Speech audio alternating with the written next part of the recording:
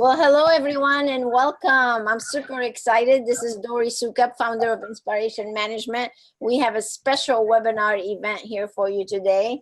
I have a special guest, Allyson Avila, and she is an attorney, and she's going to be sharing with us 10 mistakes to avoid and what great habits you must implement in your medical spa or medical practice or even a day spa to be in compliance with the law. I'm so excited really for having you here, Allyson, because you know I'm a business advisor. I have nothing to do with laws, though I hear all the horror stories all the time. But definitely everybody needs to stick to their specialty. And that's why I really wanted to invite you today, because though we are great at helping people build businesses, you are great at helping people navigate through all the legalities and all the craziness that everybody goes through. I'm gonna have Allyson do a little intro here in just a second, but let me tell you the reason why I invited Allyson to actually come on this webinar and be part of this event. I've been doing this for 19 years now, and it has changed tremendously. What used to be law years ago is no longer valid these days. So because of that change, through the Medi spa growth, the day spas, everybody is like, I feel like sometimes the stories that I hear is like the wild, wild west, because it seems like no one knows what they're supposed to do, what is legal, what is not, and what are the guidelines. It's very difficult to navigate through right now. As a matter of fact, Allyson was just on a panel. We were both in Vegas at the aesthetic show. We're both part of the faculty. We were both speaking there. And one of the lectures that she did was exactly about all the changes in the laws and the things that an entrepreneur, a Medi spa owner, or a practice owner needs to make changes in order to be in compliance with the law. So it's very important for us to discuss this topic so you can protect your business and make sure that you're going down the right path and that you're not violating the law in any way. So today we're gonna go over those 10 mistakes that people are making and how to avoid them. So Allyson, did you always wanted to be a lawyer? I never asked you that question. When did you find out you wanted to be a lawyer? Actually, probably about 25 years ago. I've been practicing for, I guess about 18, 19 years already. And I initially started off in psychology, believe it or not, and doing some social work. Well, actually, that's good, because you need to be a psychologist to be a lawyer. Especially with some of these patients and clients. Yeah, that's for sure. But so once I practiced as a social worker for a little bit of time, I realized that I was really more into regulatory issues and more in legal issues. And so I switched, and then I went to school for, to be a lawyer, and practiced for a significant amount of time doing defense litigation. So representing companies that are sued or doctors that are sued and defending them in court. Mm-hmm. And probably about 7 or 8 years ago that I got into the medical spa and the aesthetic industry, because I realized that there was a very big need for it, since it was the Wild West. It still is. A lot of people just don't know what the regulations are, and so they get into trouble. And so I wanted to take a more proactive approach and form documents and protocols and counsel people so that they can avoid having to, go through litigation or face charges through the, from the medical boards. So it's just been, developing, and I find that the more information and education people have, then obviously the less likely they are to then, face hot water in some of these issues that face day in and day out. So, and so that's where I stand at this point. That's great. Well, I'm so glad to have you today, and I know you're gonna go through a lot of important information with them, and we're gonna actually count 10 of the most popular things that people should watch out for. So let's go ahead and dive right in and talk about number 1, and what are some of the things, the protocols that are necessary and are needed so badly within the industry to make sure that they are protecting themselves.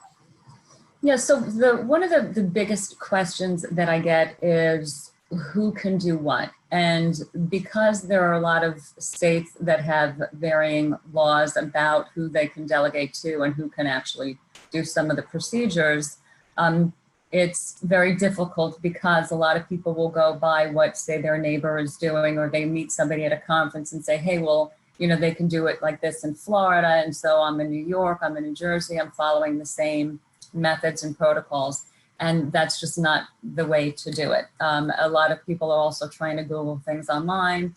A lot of things are inaccurate. So I get a call frequently about, well, who can I delegate a particular task to?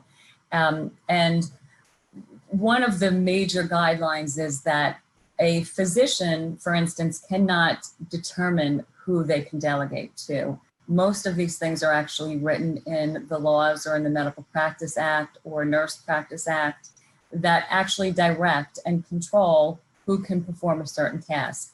And I think people really need to be on top of that. They need to get counseling before they hire people, because a lot of times they'll hire someone that is just really not the right person because they're not able to delegate to. And so then they have to spend more money and investment in training somebody else.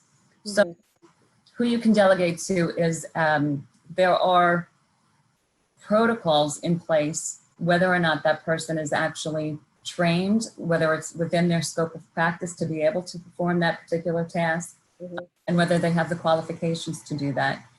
So that's something that I counsel people on all the time. And the regulations, like I said, are very different state by state. And so what we have done, between you and I, is to create the regulations for all of the states so that it gives you a guideline and an outline of who you can delegate to, what kind of supervision is necessary, what sort of training is necessary, how many people you can actually supervise at a given time, because there's also regulations relating to that.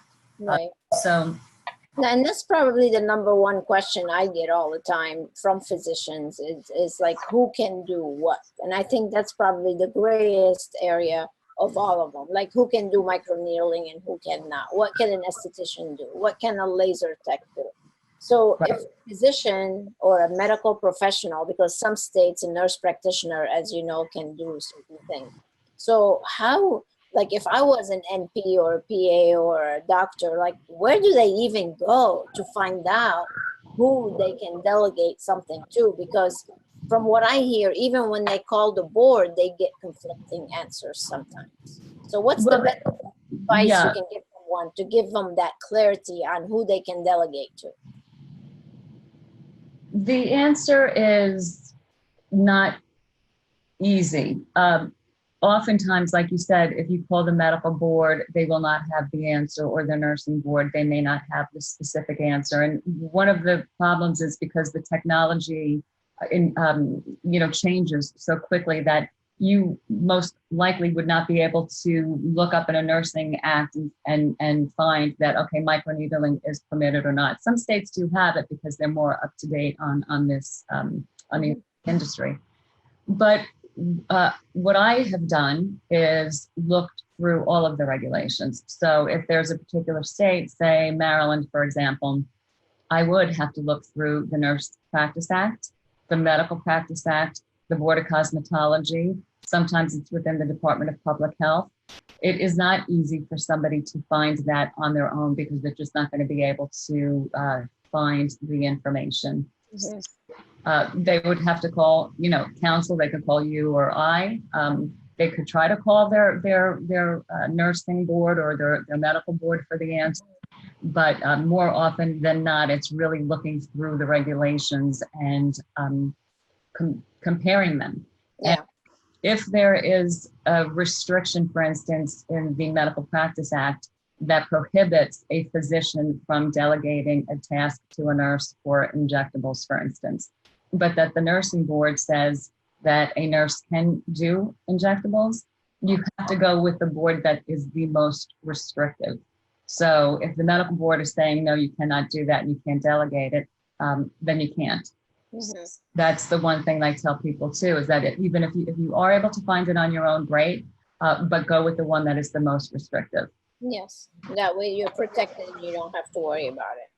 Right. Because, and that goes directly after you find out who can do what, you have to make sure that they have the proper training, the proper licensing. So I was working with, just a quick little story here. I was working with someone in Texas, and Texas is truly the wild, wild west because anything goes in Texas. Nothing against all of our Texan attendees. But this person, her husband was a doctor and she was an esthetician. And she took upon herself to start injecting. And just because she felt comfortable doing it, she decided, oh, I don't need anybody else. I'm just going to inject. Well, a disgruntled nurse practitioner that was working with her, because she was taking away business from her, she got ticked off and she went and reported her. Well, the board came and almost ruined their entire lives. Like her husband almost lost his license. Yeah. But it caused a divorce. I mean, it was a nightmare of all nightmares. So even if somebody can do something, doesn't mean that they should be doing it. So you have to be very, very, very careful as a physician to determine who's doing what in your facility. And if somebody's doing something that they should not be doing, you better stop them right away because it could get out of hand for sure. Well, I'm actually facing that right now in California because there had been some regulations a few years ago saying that an LVN could do injections, and the medical board has said that a physician can delegate that task to an LVN. But there had been a complaint by a competitor against this LVN, and it's a husband and wife team.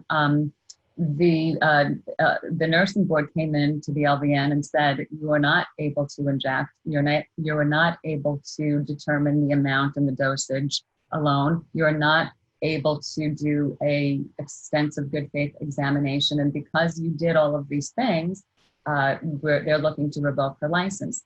But there is nothing in the LVN regulations that state that she is unable to do an injection. In fact, it says that she can inject medication. But the nursing board is saying is that that's really not an injection of just medication. That's actually a medical treatment. And she is making the determination as to what type of treatment the patient should get. Interesting. It happened to be an undercover agent that came in, and the the difficulty is that competition is fierce. And a lot of times people are like, well, you know what, everybody else is doing it. And, I know a lot of practices where LVNs in California is, they're injecting. But that does not take away from the fact that if they come after you, then you're the one who's going to be in trouble. And most of the time it's because a competitor is complaining. So you really need to know what the regulations are, because not only will the LVN now face charges, which we're defending her against, but they will also look to charge the physician for aiding and abetting the unlicensed practice of medicine. And it's truly like crazy of all the things that actually go on out there, and determining exactly who can do what, I would say, is like the number one thing that everybody, I'm sure you agree, that they need to really be careful about. The other issue also, maybe you can help me with that, Allyson. The other issue is a lot of my clients ask me, well, I want to send them to training. So before they even send them to training and invest the money in their training, they should really contact someone like you first. Because I have people where they paid for their training and then they found out, oh, she's not supposed to be doing that treatment. So that's a big waste of money. So that's one problem with training. The other problem I see with training is they invest in someone's training and then they come back to work. They may stay for a couple months and then they leave. And often I'm asked about agreements that they should have, like educational reimbursement agreements. That's one thing actually we need to add to our list, by the way, now that I'm thinking about it. Right. If I paid for someone's education, I need some kind of an agreement saying that they need to stay with me for a certain amount of time for me to get my money back from my investment. Or if they leave me, they need to pay me for that education. We need to come up with an agreement that, unless you already have one, we need to add it to our list of things. Yeah, well, so the training issue is really, there's a couple of different components to it. So the training is usually determined by the boards.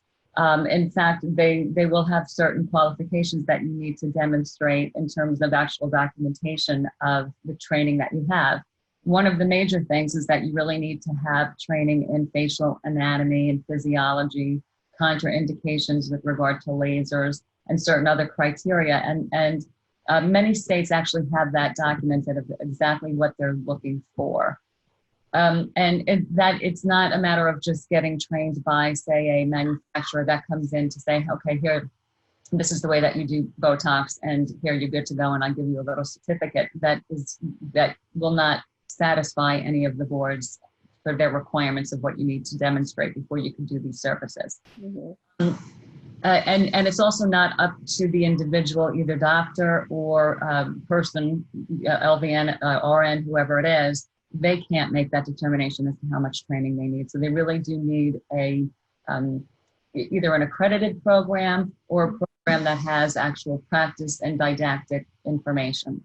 Mm-hmm. The other, with regard to asking people to repay them for training, say if they leave before a certain time period, that's usually contained in any of the employment agreements that I would provide, because it is a very frequent problem. Mm-hmm. Somebody will invest a lot of time, effort, and money into somebody getting trained, and then they either leave, within a short period of time, or they then try to take the person's patients from them. And so within those agreements, there is a method in which they would have to pay back if they leave before, say like a 1 year period, and which are all permissible according to employment laws. And also that they can't compete or solicit either the patients or the employees of the practice. Mm-hmm. Some states, the non-compete agreement may not be enforceable. It has to be limited to time and a geographical distance. Mm-hmm. States, it's just not permitted at all. At California, it's not permitted to have a non-compete agreement, but you can have a non-solicitation agreement. Mm-hmm. But all states will permit you to recoup monies that you have expended on an employee. Mm-hmm. Yeah, well, that was very good. So, and that's the other thing. One other thing I want to touch on training is that they can go and train them on all the clinical. By the way, I work a lot with Empire Medical Training. So if anybody needs clinical training and certification, they can always go to empiremedicaltraining.com, and they have literally classes every single week somewhere around the US, and I do the 1-day business class for them. So that's a great resource for you to go and get accredited and get the training that you need. The other training that most people drop their ball on is the business training. And I just wanted to tell people not to try to reinvent the wheel, because you can tap into all these business training tools that your team needs. So you train them on clinical, you train them on business. Now you have the complete formula of what you need to really succeed. So just keep that in mind and don't try to reinvent the wheel. So this is a famous phrase, but everybody else is doing it. So I have a brand new, actually, he's a client of yours now. I referred him, Mr. Carey, to you. And they're opening up a brand new, they're taking over a brand new location for them. And he's in Florida right now. And everybody else is doing it. So the document that you sent to him said that only dermatologists and plastic surgeon, I think, can own spas, Medi spas in Florida. Yeah, I know so many people in Florida that are not physicians that own medical spas, and they even have RNs injecting and, doing whatever. So how do you draw the line between everybody else is doing it and why should I also do it too? So the issue with with Florida is that other people can own the medical spa in Florida, but if it's not the physician's practice, as a medical director has to be only a plastic or derm, which a lot of people did not know about. So although there can be other people who own the spa itself, even lay persons or business persons, when a doctor's not on site, it's got to be a plastic or a derm doing that. Whenever I have a conversation with someone and I'm giving them information for the first time, their first gut reaction is like, hold on a second, wait a minute. I know my neighbor next door is doing this, and so why can't I? And they almost get very aggravated by it. And my goal is really to help make it work in whichever way we can. There's certain ways that we can contract with people, do management agreements. There's ways to do workarounds, but it's just never an excuse to say, well, you're never going to get out of a litigation or a board action against you just by saying, hey, wait a minute, they're doing that down the street. And so you have to get the information firsthand from either, counsel, even for yourself. I mean, you have a lot of information and knowledge about this industry. So it never hurts for you to pick up the phone, ask a question. And, Dory and I are trying to make ourselves available to be able to help people in that circumstance to say, hey, you know what, I got a quick question. Can I do this? And, then we can help you and get you through it. But don't do it just based on the fact that there's other folks around you that might be doing things that are improper. Well, just because they're jumping in the lake doesn't mean you have to jump in the lake. Or if somebody just shot somebody down the street, well, he shot him, why shouldn't I shoot him? Exactly. And as I say, ignorance of the law is never an excuse. That's never a defense to anything. Yeah. So, the boards rely upon you to know what your restrictions are and what you can and you can't do. And so you just can't blame it on anybody else. I think it's better to be safe than be sorry. I think that's the best practice there. And if you have any doubt, then you really need to be very careful and seek counsel help to make sure that you're doing the right thing. And you had mentioned this a little earlier about the competitors. I have to say, those are probably the two biggest problems people have on who goes and tells on them. Usually it's not a client. Usually it's either a disgruntled employee or, like you said, is a competitor. Those are the people that are gonna, bring problems to you. People that get ticked off or jealous of you. Yeah, I would say 90% of the time that any client of mine has had a problem or that I've been hired to represent somebody, it's because of a competitor. And that it's usually a competitor because they'll either try to give the name as anonymous or that you don't recognize any of the treatments. I just had this same situation of a woman, a nurse in Massachusetts, and fortunately we were able to get the investigation closed because we had enough supporting documentation to show that she was actually following the regulations and that she was qualified to perform the services that she was, and so the board closed it. But you have to also know how to respond to these type of complaints and what kind of information you need to provide to the board. But it's a shame. It really is. I mean, there's enough people out there that I think everybody can make money from from performing these services. But it is sad. But I believe in karma, and that's bad karma. And what goes around comes around.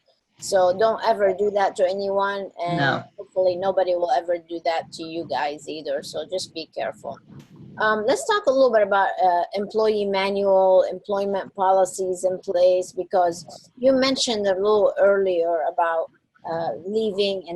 taking clients with them. I have to say the biggest shift I see right now is a lot of nurse practitioners, PAs, nurses. They're working currently with a medical practice, and now they're realizing how much revenue is being generated, and they're thinking, well, I can go out and do my own thing. And there's like this big growth going on right now from that level of medical profession, not doctors, but the three levels I just mentioned, that are opening up their own medical practices. And in a lot of cases, they are taking some clients with them. So what can a person do, first of all, to protect themselves? And what can we say to these folks that are entrepreneurial, that want to go and move up in the world, but what's an ethical way to really do that without burning the bridges? Well, I mean, the one major way to prohibit somebody from taking your clients or patients is for the non-competes and, the non-solicitations. Other than that, it's really very difficult to enforce it because with regard to medical services, patients have the right to choose their own provider. But many people are also very afraid to violate a restrictive covenant or a non-compete. And so it's always good to at least have that language in there in the hopes that somebody is going to say, okay, you know what, I don't want to violate this because I don't want the litigation that's involved. So that's, one method that you can use to try to prevent somebody from taking your patients.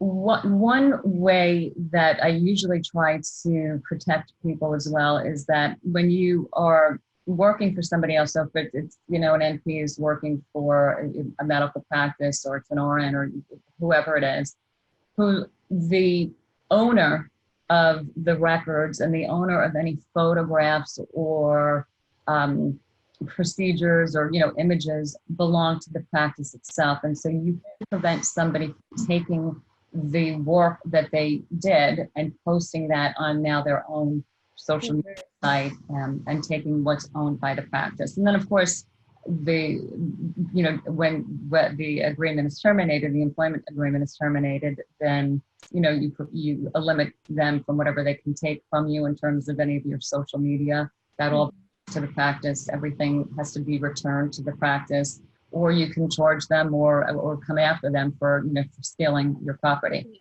So one other thing real quick is the social media factor is another big problem, because they're creating their own they're creating their own Instagram, their own Facebook, and they're posting all this as their work and totally leaving the business out of it. And these guys are like rock stars now. They have so many followers. It's crazy. And I get so many complaints from physicians and entrepreneurs who own businesses that this is happening now all the time. So in the employee manual though, don't you feel, and I know you're a big advocate of that, they need to really outline that so clearly for social media, for texting the client. I see people, like so many of them have every single cell number of their clients. It's all right here in their phone.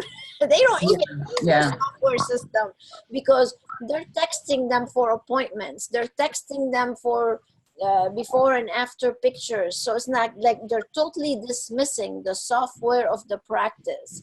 And they're like running their business within a business, even though they're an employee of that business.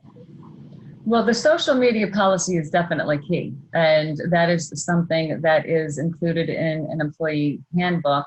And it's also something that could be just a set alone or set aside document, so that you have, and they have to sign off on it. And that will describe that that they should not be doing any Instagram or any other social media postings without the permission of the practice.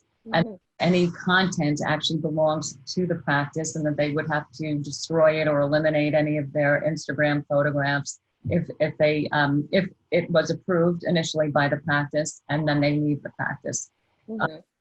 It's also very important that you monitor and limit what your employees can post on social media. I mean, you want to make sure that they're following protocols and that the practice actually approves of any of the content. You don't want any disparaging remarks about anybody. You don't want to disparage any of your, competitors, which sometimes that happens. So there's a very strict policy that's in place that all employees have to sign off on, and it is key because you do see these Twitter wars or Instagram wars or whatever that you just want to eliminate from your practice altogether. So that is definitely a document that we have created. And like I said, it's either you could do it standalone or just include it in your employee manual. And with regard to texting, you need to have a patient's consent before you text. So a lot of people fall into problems because they don't either have the consent of the person for either texting or emailing.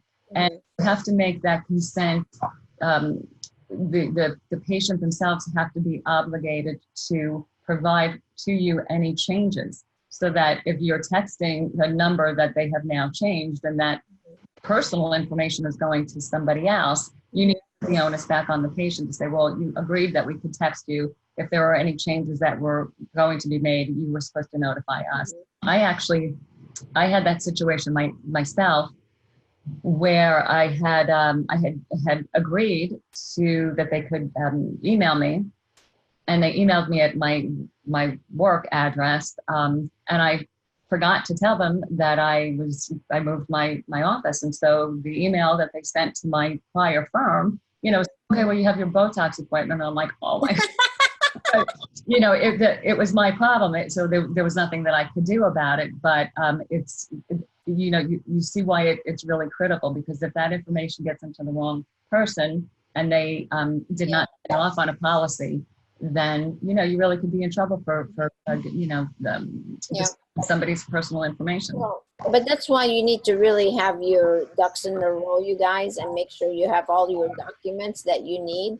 So Allyson and I are actually launching a brand new USB that has literally everything that you can imagine that you need. Actually, I printed it.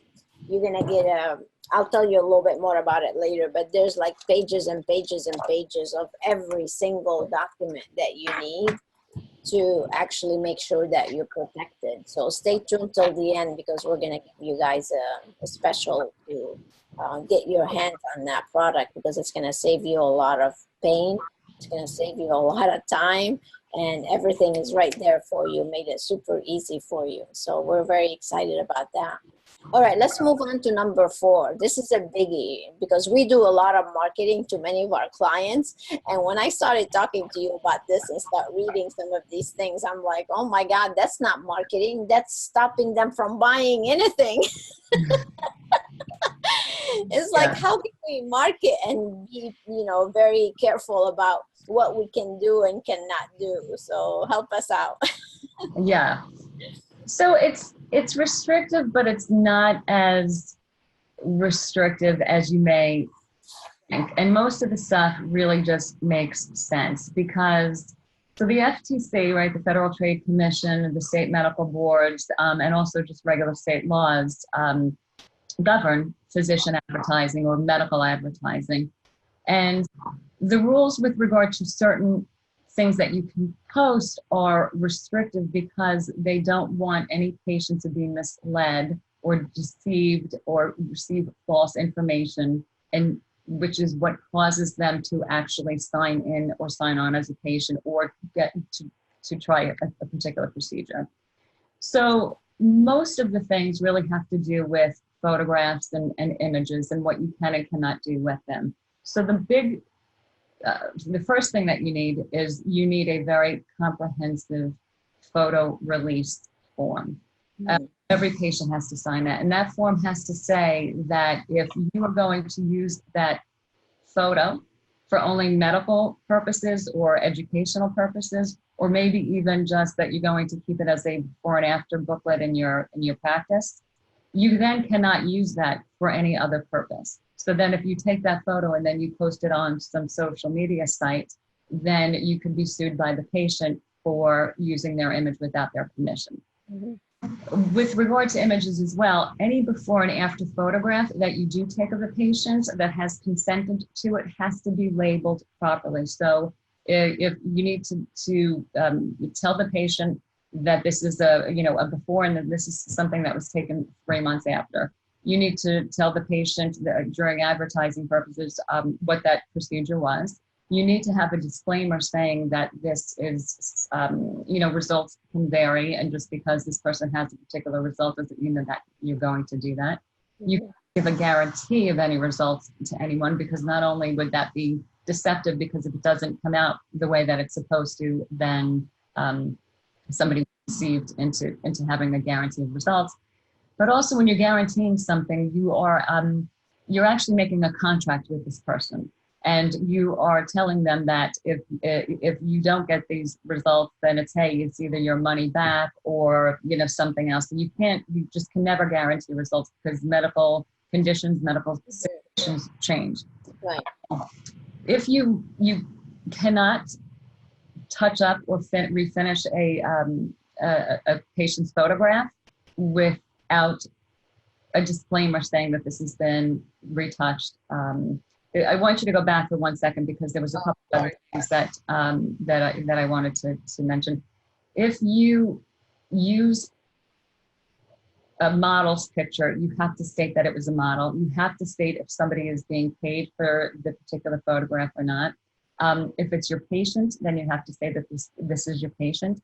And if you take an image from any other source, Getty Images, or if you're taking it from, you know, say Allergan has some cool sculpting pictures and things like that I see on almost everybody's website, and nobody puts a disclaimer that this is not their actual patient. So that would be false and deceptive. But a lot of times you have to pay for those images. So I've had a lot of circumstances with Getty Images where people are taking a picture from Getty and they're not paying them for it, and they'll come after you and because they have a license and they have to be paid. You have to be very careful that whoever you are using for your advertising purposes knows these regulations, because the onus is on the practice to make sure that they're compliant. And a lot of times the web developer or the social media company is not up on the regulations. And so you want to hire somebody that is up to date with the regulations. So I have a question. So we build a lot of websites for clients, and a lot of times I rather use their own images. I'm always an advocate for that. But sometimes if they don't have their own images, so we are licensed with Shutterstock.com, and we get images from that and we put them on the website. So what you're saying to me that every time we have an image on a slider or somewhere to the website, we need to say like this image is provided by, how do you, what's the disclaimer that's needed for a website? Yeah, you can put a little asterisk next to the photograph, and then have something like at the bottom of the of that page saying that this image is not a patient of the practice. This is an image received from the Shutterstock. I've never seen anybody do that. Well, you know, a lot of people don't, but the FTC definitely has prosecuted people for it. Wow. And the medical boards have, they have come after people for not being, for being misleading. Interesting. Wow. That's crazy. Yep. So the no claims of being superior, I think that was funny. So I came with I overcame this objection with this. So I know they're not supposed to be saying I'm the best and we're the greatest and right. we deliver this and that. So what I wanted them to do instead is to show off their expertise by either becoming an author and putting their name on the book, or writing articles. Like this is Dr. Kirshner, she's from Ohio, and she came to our book writing seminar and got published. So instead of saying I'm the best, she can say now I'm an author for this topic, which makes her the expert without her having to say I'm the best for this topic. Right. So anything that is truthful and that can be proven can be posted. So yes, she is an author, and so she can certainly say I'm an author. If somebody has received a top award from a particular organization, they can post receive recipient of top award for X. But you can't say that I am the best in New York for this particular procedure, because you could never prove that. So, and then, you know, sometimes if you're calling yourself an expert, then you're also putting yourself at a higher category if you were ever sued for malpractice. Because the standard in malpractice is the standard of care within the community of the physicians in which you are associated with, or the nurses that you're associated with. So when you put yourself outside of that category, then you're judged at a much higher standard. And so you have to avoid doing that. And the FTC and the boards state that it's misleading and deceptive to qualify yourself as being top-notch or world-class, because you can't prove it. And you have an obligation in the medical field to share science and to share advances in science. And so it's very highly unlikely that somebody is actually the best at something. Right. You can say that you are the only practice in a particular geographic location that does a particular procedure, if that in fact is true. Mhm. Yeah. So, and we just went through that. You can't say, pioneer, world class, world famous. It's Right. But here's what I came up with a solution for that too. Okay. I knew I didn't want them to leave here saying, well, what can I do? right. They can have other people speak on their behalf of how great they are. That way they're not saying it, it's their clients saying it. So if you can get a consent form from someone to allow you to use their testimonial, then they are in the clear, right? Not necessarily. Some states prohibit testimonials altogether. So in New York, you cannot put down a testimonial. You can? States cannot. Why? You Be- can't stop people from wanting to talk about somebody else. Like if you're defending me, I'm like, I had no idea she went and said that about me. How can I control that? well, if it's a testimonial that is located off of your own site and out of your own that's not in your advertising. So if I want to post something on Yelp that is a third party unrelated to the practice, I can do so. Right. And I can say, oh, I had a great experience with this particular doctor. I think he's the best, blah, blah, blah, blah. You can't prevent that. What you have to prevent, though, is from posting, because a lot of practices post that on their own sites. Right. Be prohibited to do that. Some states will permit it, but there has to be some qualifications to it. So you could have the patient say, I had a wonderful experience at this particular spa, or office, that their staff was amazing. They can't say in those states where testimonials are permissible that the doctor is an expert, or the doctor, is the best doctor ever, because they don't want other patients to make a determination about going to that particular practice based on what someone else said, because there could be complications. Or Are there many states that you cannot do that? I have to check. There's certainly at least 12 where they are prohibited altogether.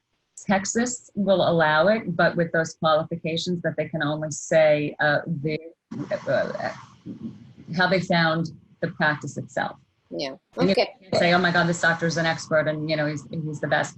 But I do want to get back to the one other thing that that we missed in terms of the board certifications. And so if you board certified, you need to put down what you board certified in. Mm-hmm. Okay.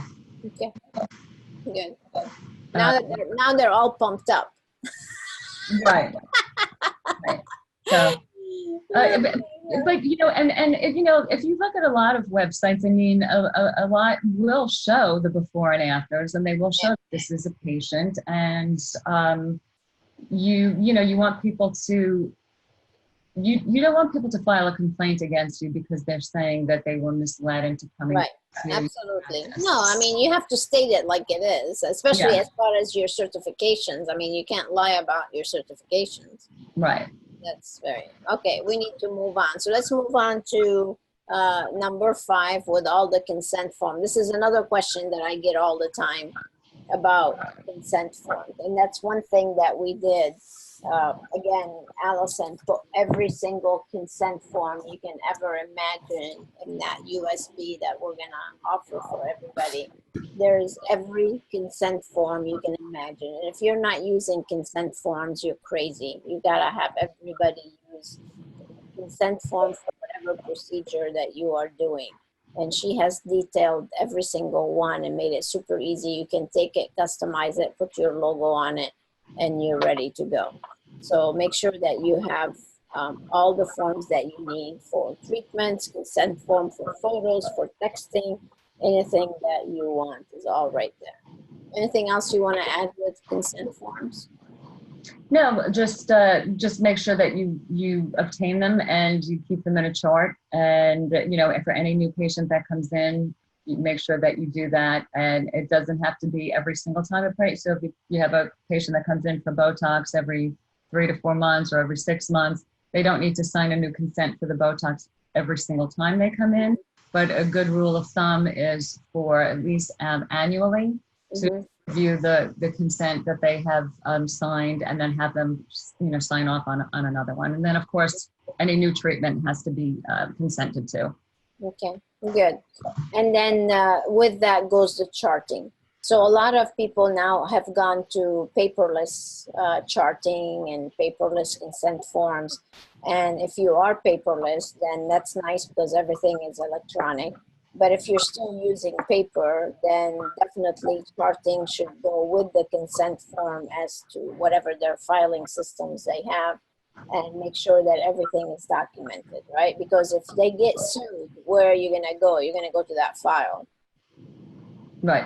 And most often it's the only way to defend, because people will claim like, hey, I never signed that consent, or hey, I never knew about that, or the doctor didn't see me, or I never got the exam. And so if it's not included in the chart, it's very hard to prove that it actually ever happened to begin with. So charting, just like in any other type of medical practices, is really a key to defending any type of cases. So. Yeah, for sure. Okay, and I think for the most part, I think people are pretty good about that. If anybody wants a paperless software system, my buddy Blake at MDware, you can contact them, and they have everything paperless. You can take your pictures, you can do your consent forms, you can do your charting, everything right into the software. So that's mdware.com. Tell them I referred you. They'll give you some complimentary programs with your purchase.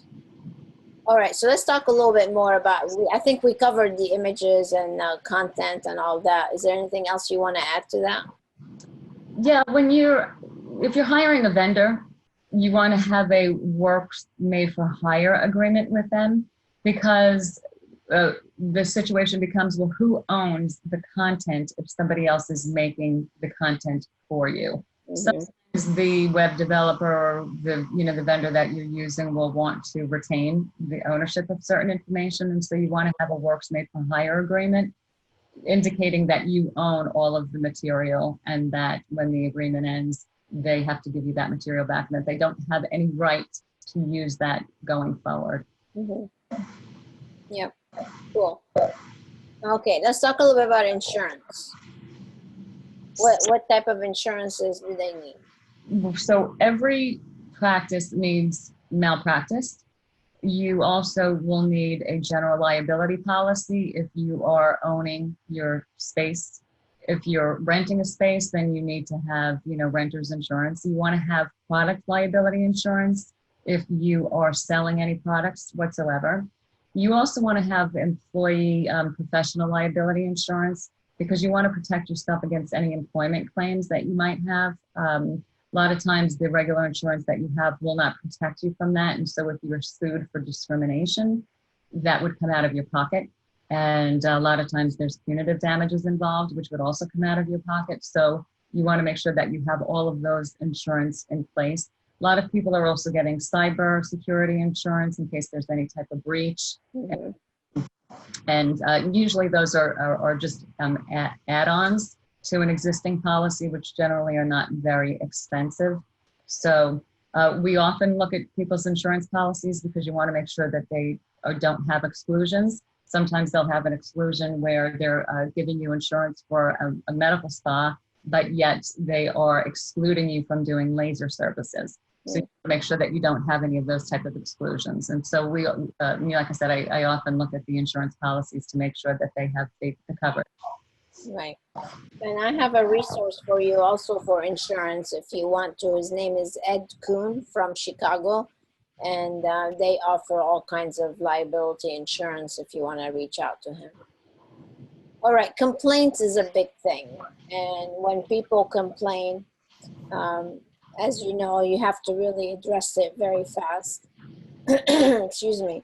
But I'm sure you have some stories about Yeah. How they complain and they got burned, and then that's when the lawsuits start, or my Botox did not work, or this or that, and then they go and they tell the world, and it goes viral, and here goes your reputation.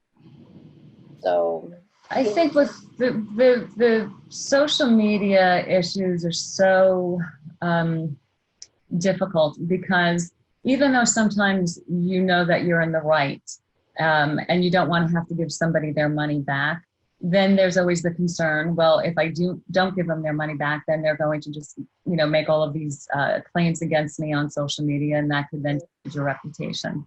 mhm. So my rule of thumb really is, first, you don't try to correct the situation. So if somebody comes in and says, oh, I just don't know, the Botox, it didn't work, which, a lot of people do. And it's kind of amazing to me that they want to get their money back for it.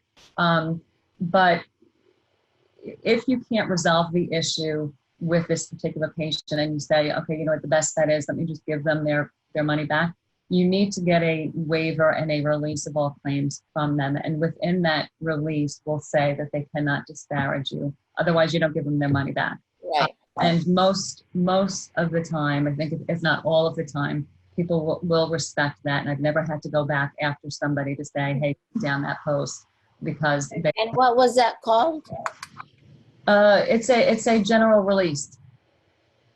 A general release form, and it's So saying that you cannot come after me after this. for anything, no malpractice, no grievance claims, you cannot file a complaint of any kind, and then you cannot also discuss it with anybody else. It has to remain confidential, and you can't use any form of social media or direct anybody to use social media to make a complaint. And one other thing I want to give them advice on is don't air your dirty laundry online. So if you do have a bad review or a complaint online, then the only thing you should say is, I'm sorry to hear you say this. Please contact me in order to help you resolve the situation. That's it. You shouldn't go on with the conversations online. Just make that message, have them reach out to you, and then you try to call them offline.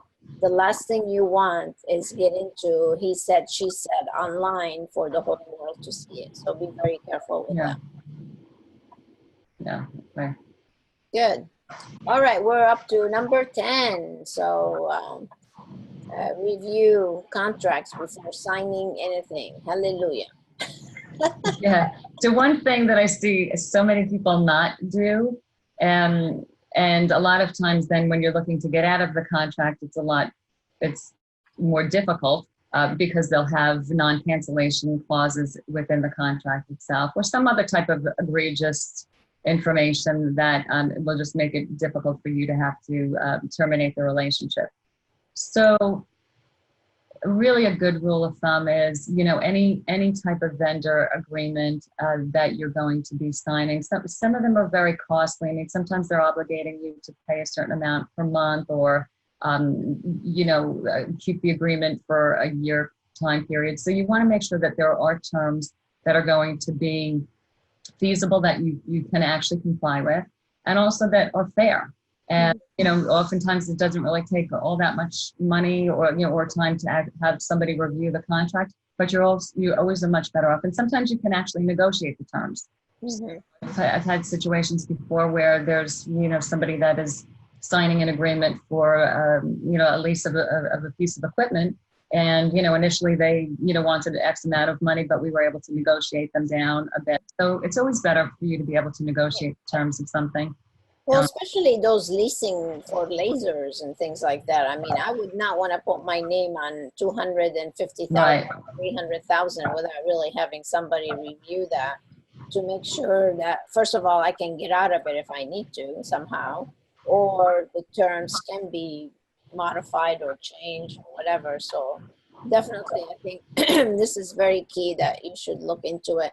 And not only the vendor agreement, but doing all your employment agreement, your independent contractors agreement. I mean, all the things that you really need to have agreements for that you're having other people sign too. So be careful on what you sign, and then make sure you're protecting yourself by getting everybody else to sign the things that they need to sign. Right. So there's a couple more things we want to go over, but first I wanted to tell you about this new product that we have. It's called Protect Your Medical Spa. And we have a special on it for you guys that joined us on the webinar. We're rewarding you. So if you go to inspirationmanagement.com and / medical-spa-law, or you can just go to the home page and there you're going to see the webinar right on the home page. And then you can click on it and it takes you to this page. So you can have, like I said, this is literally hundreds of pages of all medical legal documents that you need for your practice to protect your business. It has consent forms, it has agreements, and I didn't even print the vendor manual, which was another 700 and some pages. Yeah. So it is just filled to the rim, and you're gonna get it as a USB, and all these documents are downloaded. And again, all you have to do is take them, customize them, and you have every medical legal form you could possibly imagine you need for your business. So we're doing a special for all of you. If you put the code webinar in the shopping cart, then you're going to be able to purchase it for only $800. And I have to tell you, it is worth every single penny, because if you were to sit and actually create all these documents, it'll probably take you a year to do it. Yeah. So to me, I'll say, here's my $800 and give me every form I need. So just use the code webinar, because the normal price for this is going to be $1,200, and we're doing it as a special for you guys for only $800. So make sure you take advantage of that. So again, it's inspirationmanagement.com / medical-spa-medical-law. dash law, sorry. So make sure you go and get it and protect your business. These are some other things that you should really have. And these are the documents. I think some of them are already in here, Allyson, right? But these are other agreements that people are always asking me about. And these are more to be more customizable, really, to each Medi spa. It's not just as simple as a consent form, because every business is a little bit different. But I would highly recommend, if you need any of these documents, if you don't have them already, you definitely need to have them. And they need to be customized to your business. So from the non-compete to the confidentiality to the non-disclosure, the social media, and the list goes on. There's 14 of them that you really should have on hand, again, to protect your business. And for any of these things, you should contact Allyson, and she can help you with all that information. Here's her contact information. So feel free to give her a call or email her. Her email is A for Allyson Avila, her last name, avila@grsm.com. And that's the firm that she works with. And what I like about your firm, Allyson, is that you guys are a nationwide company. So even though you're in New York, but you have attorneys that you work with throughout the nation, right? So no matter where they live, you can research, talk with your colleagues, and then come up with an answer for them. Is that right? Right. Yeah. The benefit is that because we're in all 50 states, that we can handle a situation where, if God forbid somebody was brought up on charges for something, we would have then a local attorney in one of our offices then go in and do the representation. Mm-hmm. We don't double charge. So this is a very big specialty of my practice, the aesthetic industry. And so if I'm working with, I have clients all over the country. If I'm working with somebody, say in California, and if I have a question that I want to ask one of my partners there, we're not double charging you for two partners working on something, or inter-office communications. So you sort of get the best of both worlds, and the specialty. And I just wanted to add something in terms of the the products, the manual. A lot of the consent forms that I have ever come across online or from the manufacturer are not adequate and are not sufficient enough to actually protect you if somebody claims that they have a lack of informed consent, because they don't conclude all of the risks that are associated with it. And so these are something that were vetted and created really by the firm to protect yourself legally.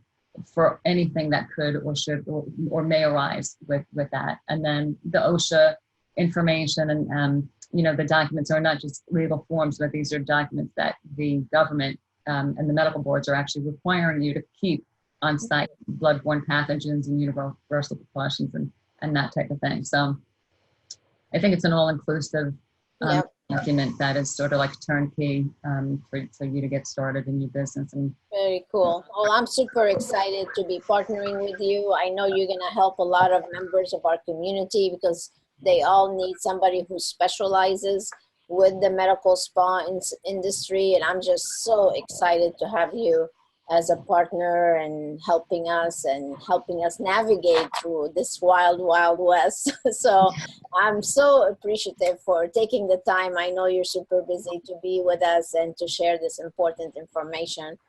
And well, thank you. I'm glad to join, and I'm looking forward to working with you and all of your members, and certainly help where I can help. Absolutely. Well, we thank you very much. And if those of you have not gotten my book yet, you can go there. And if you want to set up a complimentary strategic session, you can do it from inspirationmanagement.com right on the homepage. And if you have questions for Allyson, she's going to be able to connect with you, so you can email her directly. So I want to thank you all for being with us. And thank you again, Allyson. Thank you. I look forward to seeing you somewhere. So mention this webinar and get your savings on this brand new product that we're just launching. So God bless, and until next time, stay inspired, you all. Bye, everyone. Bye now. Bye. Bye, Bye.